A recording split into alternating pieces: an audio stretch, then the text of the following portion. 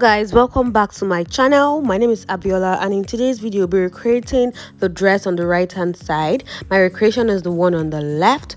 In our last video, we were able to draft out everything needed to cut out this dress, and here is what we drafted out. I'm going to have that video linked in the description box and the comment section, so check it out. Now we'll be starting with cutting out everything on fabric. First things first, I'll place the one labeled C on fabric, the fabric that is placed on fold. I'll pin it down on that fabric and I'll add ½ inch seam allowance round it. I will ensure that I'll be able to get ½ inch allowance round it apart from the armhole. I'll add ½ inch at the neckline area. Basically, I'm adding ½ inch at all the places I used my red marker to point an arrow. Can you see where I pointed my arrow with the red marker? If you've already watched the other part of this video, this shouldn't be new to you. So after adding that ½ inch apart from the armhole area, I'll go ahead and trim out everything using my scissors. Remember, we need 4 pieces of this, so when we are done with that, we will still go ahead and cut out 2 more. Okay, so I'll be making use of one of the piece from before that we just cut out to cut out the remaining 2 that we would need. Okay, so I'll just go ahead and trace that out on the remaining piece of fabric. And yes, we are done cutting out everything we need for C. We cut out 4 pieces, 2 for the right hand side and 2 for the left hand side. So the first thing we'll do is to place right sides facing each other. Place them the way they should be, and they should be right sides facing each other. I will stitch the neckline, stitch under that part using 0.5 inch seam allowance, which I would go ahead to mark out before I go to my sewing machine and stitch. Make sure the fabrics, both the lining and the main fabric, are placed right sides facing each other, which implies you are stitching on the wrong side.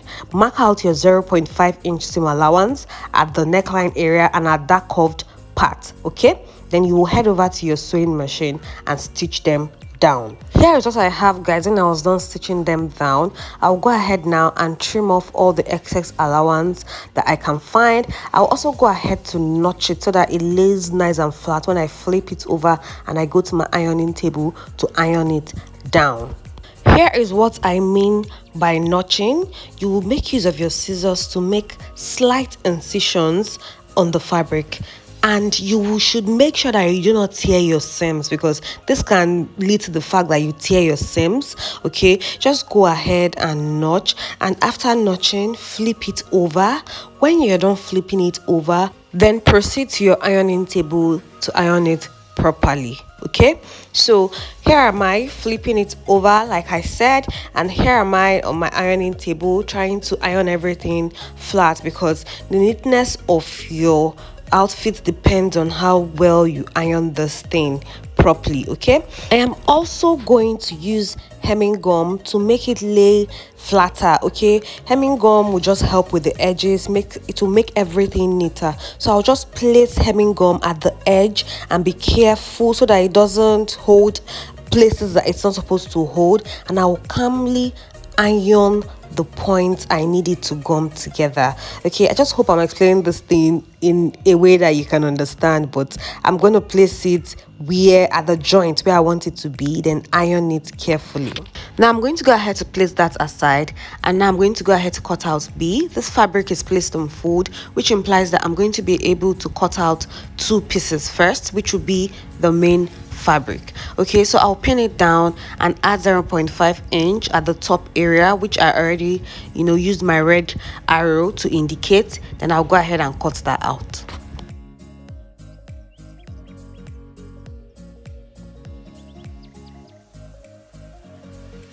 This is me cutting out the remaining 2 that I need for B. After cutting that out, I will now go ahead to cut out A. A is going to be on fold. Okay, A is going to be on fold, unlike all the others that we have cut out. So as you can see, I pushed it to the edge of this fabric, and I will put ½ inch seam allowance at that part that the red marker is pointing towards. I'll also cut out 1 more because we're cutting 1 for the lining piece and 1 for the fabric. Okay, I'll go ahead now and cut out the back pattern. I'm also going to put ½ inch seam allowance at this back area, that's the neckline, and the shoulder area, but I'm not putting any allowance at the armhole area, as you can see me cutting. Okay, so I put 0.5 inch at the neckline, back neckline, and the shoulder. Okay, I will now cut out a facing for the back neckline. As you can see, since we need 2 pieces, I folded that fabric into 2 and I placed the back pattern on top of it. Then I traced out the outline the way I would like it to be. After tracing out the outline, I realized that I wanted my facing to be about 2 to 2.5 inches wide. So I used my ruler to trace out how wide I want it to be. This is option. This depends on how you want it to be. It could be 3, but for what I have left, I'm just going to work with 2 or 2.5. I think I used 2 inches. Yeah, I used 2 inches. So I'll go ahead to cut that out, and because I folded this fabric into 2, that implies that I'm going to get 2 pieces of the facing, one for the right side, one for the left side. I'll go ahead now to unpin both the lining piece and the main fabric, and I'm going to arrange them how they should be. Okay, so after doing that, I decided to pad this outfit so that I don't have to wear a bra. First things first, I went ahead to fold the interfacing I will be using to pad. I folded it because I wanted to cut out 2 pieces, one for the right side and one for the left. We're not cutting this one on fold, we're just cutting out 2 pieces. So I flipped it over and I placed it how it should be. Then I used my scissors to, you know, cut what I want out. For the side, I also decided how wide I wanted the side to be and I trimmed it out. Now it's time for me to cut the center front area. Okay, I placed it because we're cutting this part on fold, so I placed it on top of it and I lifted the other side so I can cut from the under bust area to the top. So I cut it out, then I arranged it on the fabric the way they should be. After arranging it, I went ahead to ensure that they were all, you know, aligning. Okay, so any part that was not aligning, I used my scissors to trim it out so that it will align well. And I was careful so that this thing will not affect it when I decide to turn the lining with the main fabric. Okay, so after, you know, trimming out everything, I went to my ironing table to iron them. The next step is to place them right sides facing each other, just the way you see me doing, and stitch them using 0.5 inch seam allowance on the sewing machine. Place the lining piece as well, right sides facing each other, and stitch using 0.5 inch seam allowance. So here is what I have when I was done. The next step is also very important to the finishing of this outfit, which is the ironing of this bustier. I'm going to go ahead to make use of my tailor's ham in order to iron the seams open. I'm going to iron it very well. Like, you need to open the seams and iron well, because if it's well ironed, you can actually tell with how it's going to cup the bust. Okay, so I'll go ahead and iron both the lining piece and also iron the main fabric. Okay,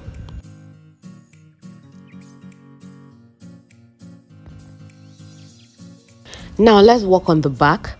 For the back, I'll unpin everything and then go ahead to place the interfacing right sides facing the main fabric, just the way you see me doing. I'm going to place it right side facing the main fabric, and I'm going to stitch it using 0.5 inch seam allowance. Here's what I have when I was done, and I will trim out the excess allowance at that point, and I'll also go ahead to notch like I did for pattern C. So after notching, I'll just, you know, go to my sewing machine again and top stitch towards the lining area. I'll top stitch for the second part as well towards the lining area, just like I'm demonstrating. Here's what I have when I was done top stitching.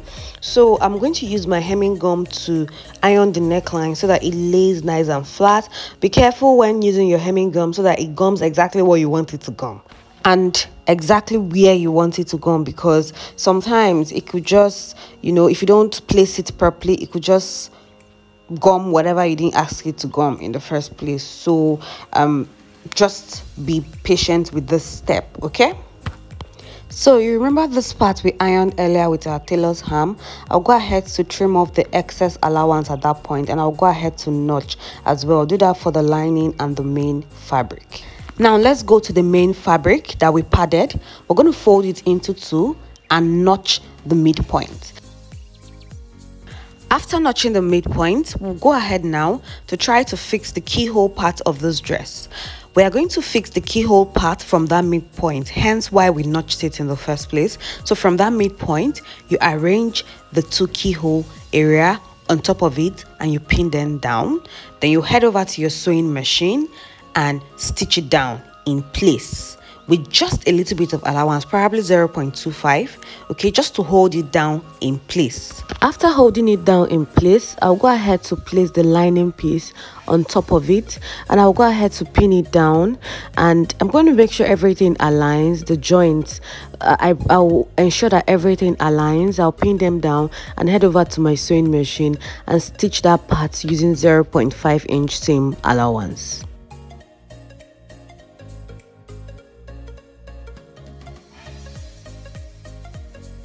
Here is what I have when I was done, guys. Here is how it is looking at this point. So guys, I'll go ahead and trim off the excess allowance at this point. When I'm done trimming out the allowance, I'll also go ahead again to top stitch towards the lining piece. But before I go ahead to top stitch, I'll notch again, just like you see me doing. After notching, I'll top stitch. After top stitching, I'll iron. I'll go ahead now to top stitch towards the lining piece, like I always show you guys. Then here's what I have when I was done, and now it's time to iron it properly. Okay, so now I'm going to be using my hemming gum to iron it in place so that it looks, you know, neater, and especially if you're working with a fabric that is not too light. Okay, you know, ironing it very well and using hemming gum to hold the neckline is going to help with it laying flat and also help with the neatness. Okay, now let's go ahead to work on the skirt part. I'm going to be starting by cutting out the front skirt pattern, which we'll be cutting out on fold. Okay, unfold implies that you fold your fabric and place the center front towards the edge. I'm sorry this part is not really showing, but after placing your center front towards the edge, just go ahead to pin it down and cut it out. Okay,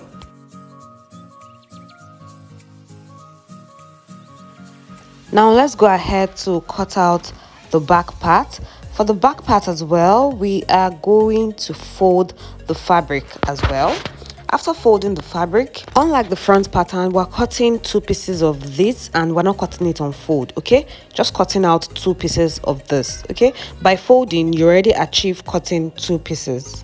The next step is to mark our dart.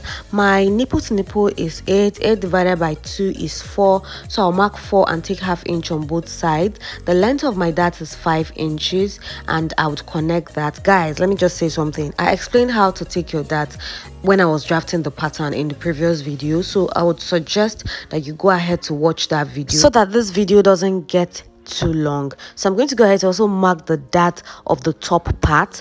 Okay, the back pattern of the top part. So once I'm done marking the dart, I'll head over to my sewing machine and hold the darts together. Another step you can take is to also use your pattern paper to transfer the dart.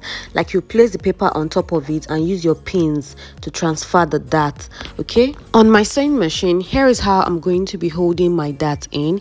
I'll fold it into two like this and stitch the sweep. That's how you're holding your dart. Here is what I have, guys, when I was done joining my dart together. I'm going to go ahead now to join the skirt part to the upper bodies, and I'm going to match them dart to dart.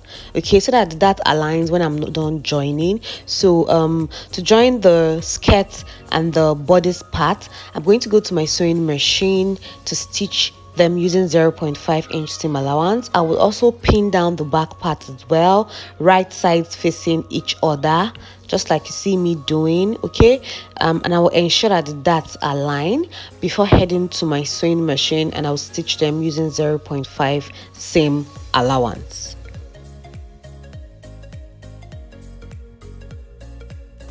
So here is our gathers, and the width of these gathers is about 77 inches and the length of the gathers is about 20.5 inches. Okay, here is me measuring the length, 20.5 inches, and you would need to cut out two pieces, one for the front and one for the back. Okay, If you have more fabric, ensure that your gathers is a lot, because the more your gathers, the finer your dress. To get the amount of gathers to use, you can measure round the basque. When you measure around the basque, then you can multiply it by 2, 3, 4, 5. I feel like if you want this thing to be very full, multiply from 3 inches. If you multiply by 3, the fuller, by 4, in fact, it's even more full and better, okay? Like I've explained in all my videos requiring gathers, I told you guys I love to do my gathers using my needle and thread, as I don't have a gathering foot at the moment. So if this is the method I use, so go ahead and use any method of your choice to form your gathers. I just put it little by little until I get to the end, as if I'm sewing, do you get? But this time a basic stitch, do you get? So I'll just do that from beginning to the end, and that forms my gathers. Use any method of your choice. When you're done making your gathers, go ahead to attach the one meant for the front to the front, the one meant for the back to the back. Here's what I have for my front part. I'll go ahead to attach my gathers at this point and adjust your gathers in a way that it fits around the basque. What I did was the thread I cut out in the first place was equal to the length of that basque. Okay, so I'll adjust it and make sure everything is evenly distributed. Then for the back part, first off, we'll go ahead to close our zipper allowance. If you remember, our zipper allowance is 1 inch, so I'll go ahead to mark out 1 inch from beginning to the end, and I'll ensure that that midpoint, you know, it aligns. Not when you finish joining your zip, at that midpoint, which is the part joining the skirt to the upper bodice, it will not align, it won't look really good. So at this point, this is where I ensure that everything aligns after fixing my zipper. So guys, I'm done joining the zipper allowance area. I'll go ahead to also fix the gather for that part. Here is what I have when I was done fixing the gathers using 0.5 inch allowance. Here's the back part, guys. I would iron the seams of the back part open before I go ahead to fix my zipper. I'll measure where I want my zipper to stop and note that point, after which I'll loosen the seams to that point and go ahead to back stitch that point so that it doesn't loosen. Okay, after that I'll then attach my zipper. Now let's cut our sleeve.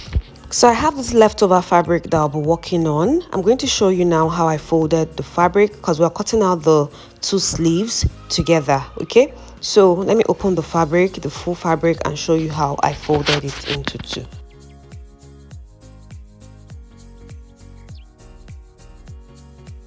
After folding, the fabric is 16 inches in width and 9 inches in length. I'm just giving this in case you want to know what I used. The next step is to mark my cap height, which is 5 inches. Look at the screen for the calculation on how I got my cap height. After marking my cap height, I will use my ruler to connect from that point to the end. Okay, then I'll go ahead to measure. Like I said, I have 16 inches at that point. That's what I said earlier. I'll measure what I have at that line and divide it by 3. What I have is 16.5. 16.5 divided by 3 is 5.5. So I'll mark 5.5. Okay. Then I would go ahead to come out from that point by 0.8 inches. And from this point, I'll also come out by 0.8 inches. I'll divide what I have there by 2, which is 2.25. And I'll come out from there by 0.2 inches. And I'll connect all the points together to form my sleeve curve. So I'll connect the first 0.8 inches to the second 0.8 inches, and I'll connect from that point to this point, and from this point to that 0.2 point, and connect all the points together. That forms the sleeve curve. This sleeve is as big as this because we will be gathering it. Okay, so after cutting out everything, we'll go ahead to attach our sleeve at this point. I have gone ahead to join the shoulders using 0.5 inch seam allowance that we added. Okay, so now let's add our sleeve, or join the sleeve to the armhole area. So now I'll go ahead to mark all my measurements divided by 2. Okay, and you know, just shape the dress. So that's what I'm marking now, and once I'm done, I would attach my sleeve and join all the points together. To attach the sleeve, I'm going to place the fabrics right side facing each other, just like you see me doing, and First off, take half of the sleeve, the midpoint of the sleeve, and place it the way it should be. Note, we are going to be gathering the sleeve as we go, so you gather and check to be sure that the remaining part can still go down the sleeve. Okay, do the same thing for the other side as well. Gather it little by little until you get to the end. I have gone ahead to attach my sleeve, and I have also gone ahead to hem the base of this dress.